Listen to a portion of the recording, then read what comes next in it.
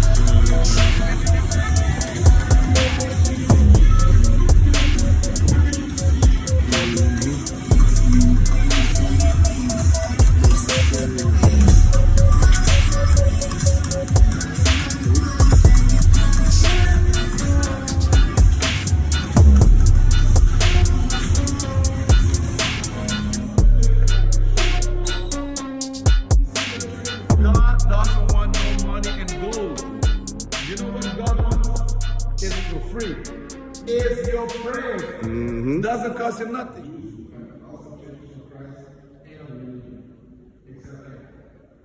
You're crazy. Now tell me why. She's fine. What you want me to do? You don't look at me. It's the universe. Oh, she's a beautiful lady. Oh, well, look at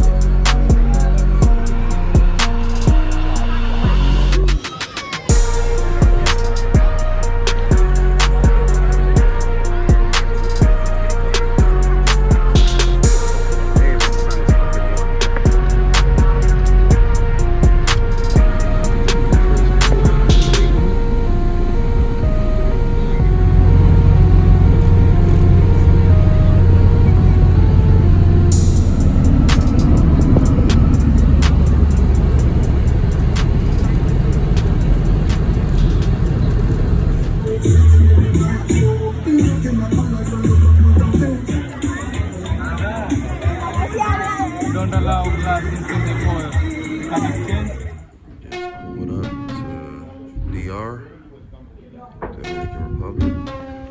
Playing in DR, baby. Cabo.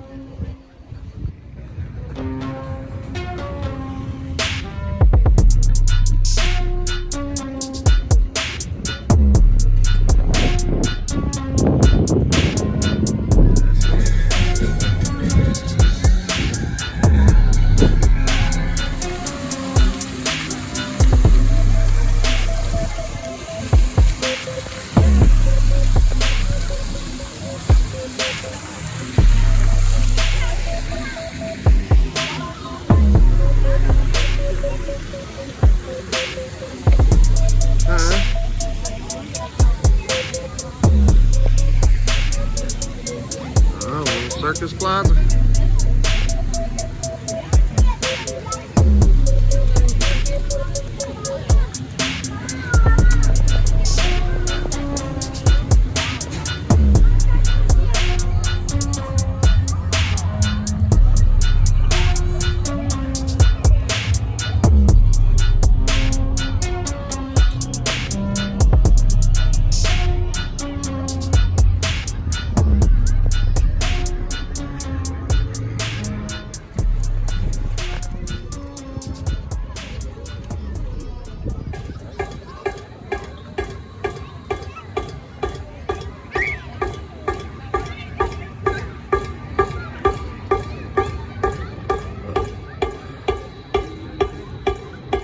Te conocí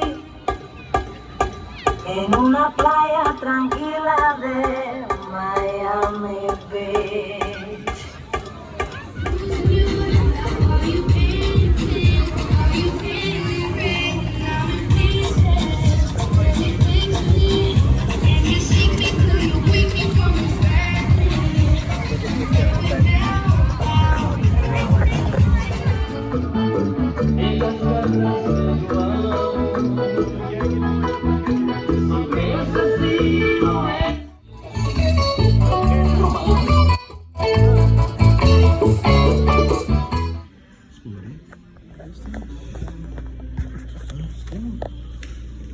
I got a 3 o'clock appointment. It's a 5 pumpkin. Ouchie pumpkin. Yep.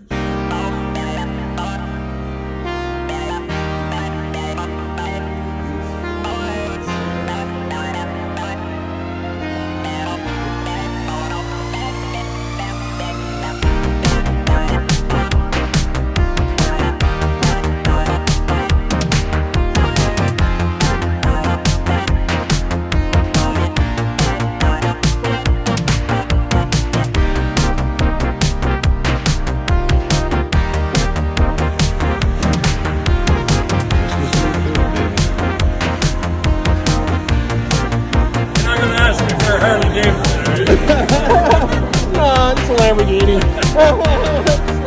I'll take the truffle pearl. Alright, no matter, you know. Into yours. Merry Christmas.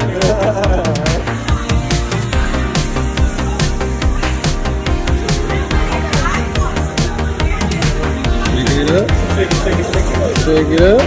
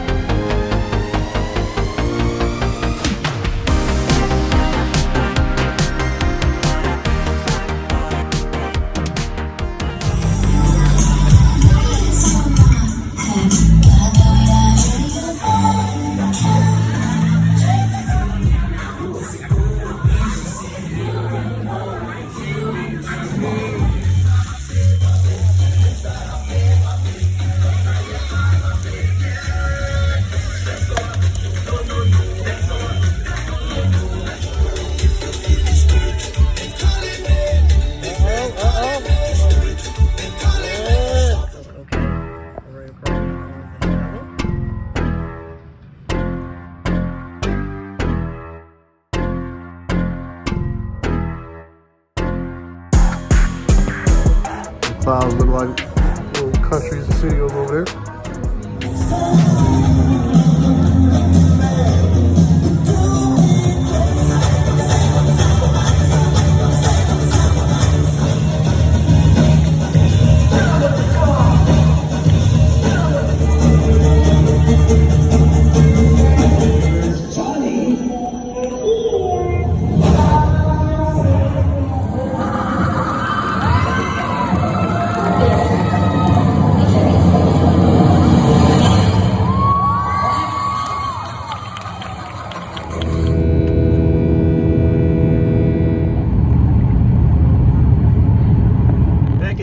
And I am bundled up because it's 24 degrees outside, so it's cold in my garage also. It's freezing, but it's TT time, so we're getting back to do some little tinkering and tuning with the TT. And I'm about to get started on the TT, and that's a lot better than saying being back outside because it's 24 degrees out there, and with the wind chill, it feels like 12. So it's definitely too cold to be out there tinkering with any toys or any cars.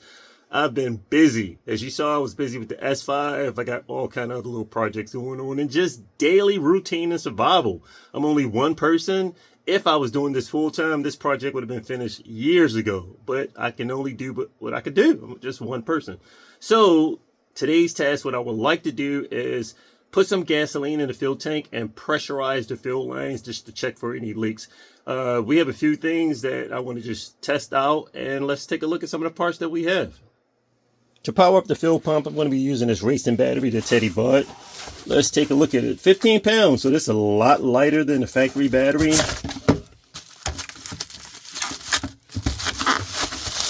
And we're just going to temporarily run some jumpers off of this battery to our wiring for our fuel pump. I'm not going to power anything up with the Motec yet. We're just going to basically hardwire these lines up, just a temporary hardwire. I'll hardwire the primary pump, and then the second pumps, I'm going to pressurize them also just to have all three pumps running simultaneously. And that way we can put some serious pressure on these fuel lines just to make sure we don't have any leaks. But before we get to any of that, there's a few other things that I would like to do. And on the other end of the car, and man, those coils look nice in there. They do look nice. On this end of the car, what I was planning to do, I mentioned before in some previous videos, I want to take this hose fitting off right here, off our AEROMOTIVE fuel pressure regulator. And they did supply us with a 4AN fitting. So therefore, we can actually run a AN fitting instead of the hose. To me, I kind of like the AN fittings a lot better a little bit in applications where you need to just unscrew instead of trying to pull off a hose and using the hose clamp, and it takes a little more extra time. But if you have a nice fitting setup, it works pretty good and it has its advantages. Now, what I am running into a slight issue is I don't like the fact that in our application, this fitting is right here, aiming directly at our fuel line. So I'm not pleased with that, but I do have room on the opposite side. So what I would like to do is possibly take the hat off, drill and tap the hat on the opposite side and mount this fitting. And then we can come off with like a 45, something like this, and mount it on the opposite side of here, and maybe come off on this side. That's what I would like to do. So that way I don't have to worry about any type of interference or anything over here with these fuel hoses. And we can come off over here, this side with the air, maybe drill it on an angle. And that way, if I offset it just a little bit, we still give room to get to our connection for our AC, because definitely Teddy have to have his AC because it's hot in Vegas. So temperatures getting up close to 100 degrees out there. You want to have AC. So even though this would be a street base slash putting some numbers on the board at the track, you still want to have all your luxuries and your amenities. We're going to come off here on the side, and I would like to swing this around and then probably go back into this port, and it'd be just a nice uniform swoop right around there. And that way we can get our boost pressure reference for adjusting our field pressure as well when the boost kicks in from this massive turbo over there.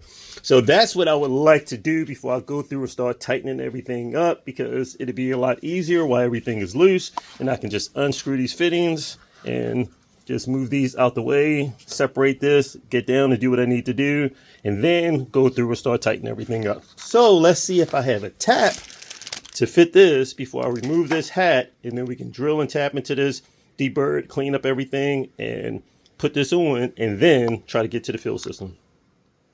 Well, it looked like I'm in business. So I did some research. I went to the AEROMOTIVE site to locate the proper size, because I want to remove the barb fitting and utilize this 4AN for the boost reference vacuum port. And we're going to go ahead and take the precautionary measures and go ahead and start removing the top hat. So luckily this is the proper tap for the task. It's a 1/8 NPT.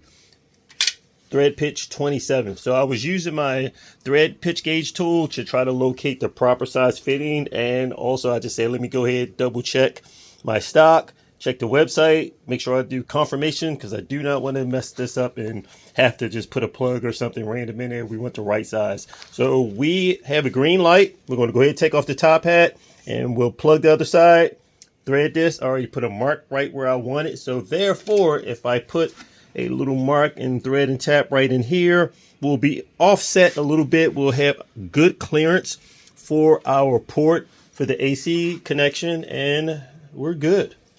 Let's get to work. I can work a lot better now that I have two heaters turned on in this garage. It feels a lot better. So I'm going to go ahead and start removing some of my hardware out of the way. That way we have easier clearance to gain access to this top hat. And we'll get a hex socket with an extension, remove these 4 bolts, and remove the top hat, and make preparation for drilling. Well, these socket cap screws, they're definitely not metric. I had to bust open a pack of smaller hex sockets that was sitting there collecting dust in my toolbox, and it's actually a 9/64 hex to remove these 4 bolts. I'm going to back off on the top adjustment bolt right here to release as much spring tension as possible, and I'm going to keep this compressed. I'll push down on this while I remove my 4 bolts cat corner. I don't want to damage my diaphragm, so I'm going to just use some extra care while removing this. I just loosened up my jam nut. This top bolt is a 3/16 for those that may be curious, and this bolt is pretty long. You can add a lot of spring pressure. These regulators can easily handle up to anywhere from 40 to 100 pounds of boost. Look at how long this adjustment stud is. This is very long. That goes to show this could definitely add a lot of extra spring tension. That's 2 inches long, yeah. So if I didn't back up off of that, this thing would have been ready to pop up pretty good. This field pressure regulator spring still had quite a bit of force on here, and I mean quite a bit. I had to put a lot of pressure holding this down just to remove these 4 bolts.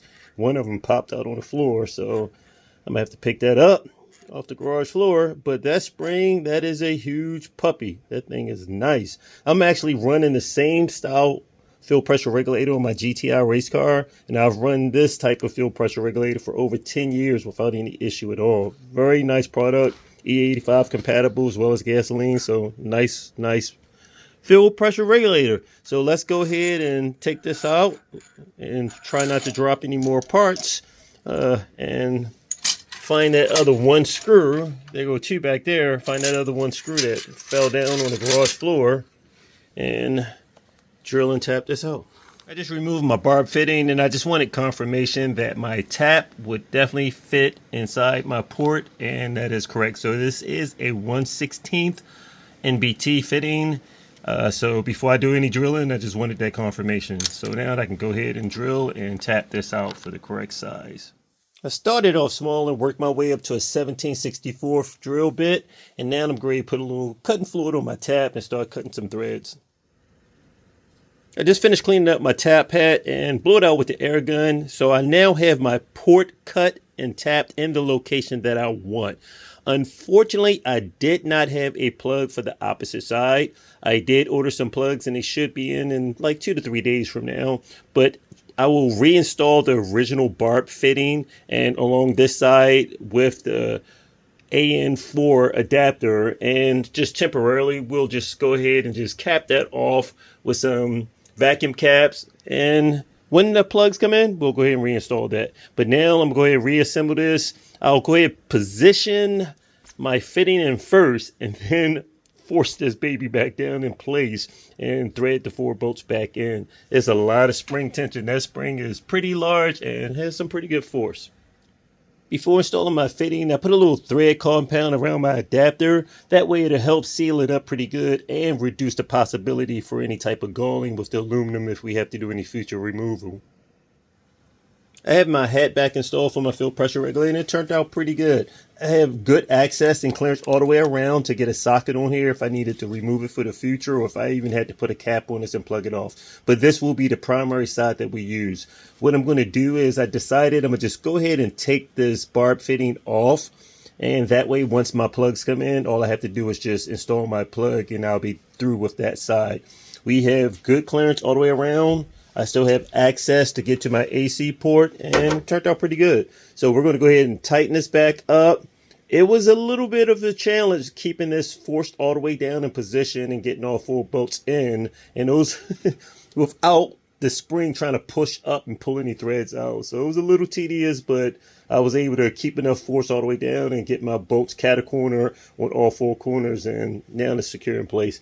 So now my next step is start tightening up these fill lines, and I have to go around and make sure everything's tight. All of these lines coming from the rear of the car, and luckily it's just a straight shot. So primarily whatever's coming into the engine compartment, I have to make sure all of this is tightened up. Everything to my fuel pressure regulator. I do already have my sensor port that's tightened up for fuel pressure.